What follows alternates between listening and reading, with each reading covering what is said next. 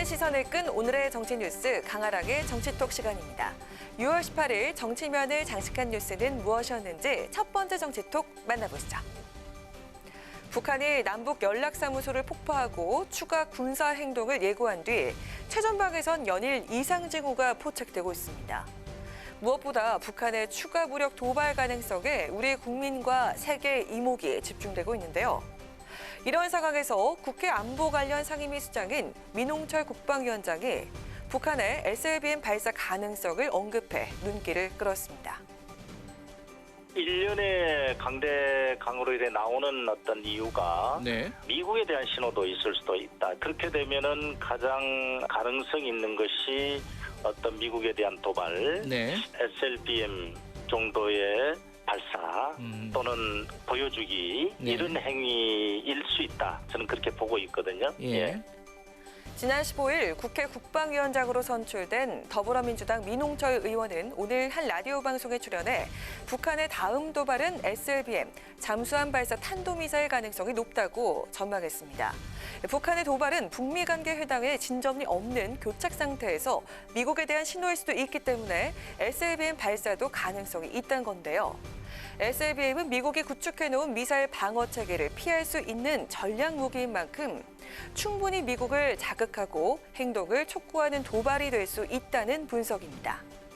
민 위원장은 다만 북한군 동향과 관련해서 병력의 이동이나 전진 배치, 사격 행위 등은 아직 관측이 안 되고 있다며 국방부와 합동참모본부로부터 수시 보고를 받고 있다고 밝혔습니다. 최근 국내외 북한 전문가들도 북한의 SLBM 발사 가능성을 언급하고 있습니다.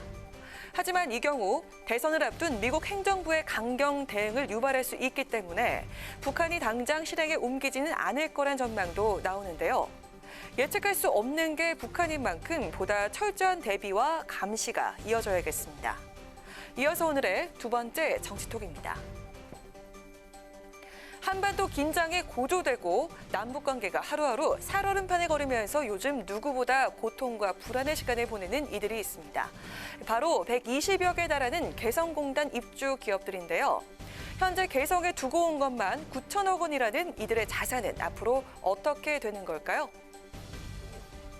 북한이 남북 공동연락사무소를 폭파한 지 하루 만에 개성과 금강산 군병력 재배치 소식이 전해지면서 개성공단의 입주 기업들은 망연자실한 분위기입니다. 개성공단 기업협회는 개성에 남겨두고 온 자산의 규모가 9천억 원이라고 밝히면서 문제 해결 필요성을 강조했는데요. 북한에 있는 우리 국민의 자산 문제는 지난 2008년 남측 관광객 피격 사건을 계기로 금강산 관광이 중단되면서 불거진 바 있습니다. 당시 북한은 남측 자산에 대한 몰수, 동결 조치를 내렸지만 실제로 철거 등이 집행되진 않았습니다. 하지만 이번 개성공단의 경우에는 다른 시설들에 대한 조치도 시간 문제란 우려가 나오고 있습니다. 만약 실제로 철거가 단행된다면 이론적으로는 북한의 보상을 받을 수 있습니다. 2000년 6.15 남북 공동선언 후속 조치로 체결된 투자 보장에 대한 합의서에 남북 간 보상 문제에 대한 내용이 담겨 있고 북한 법인 개성공업지구법에도 투자가의 재산 보호에 관한 내용이 있기 때문인데요. 다만 현 상황에서 북한이 이 같은 법과 규정을 실제 적용할 가능성이 낮다는 게 전문가들의 분석입니다.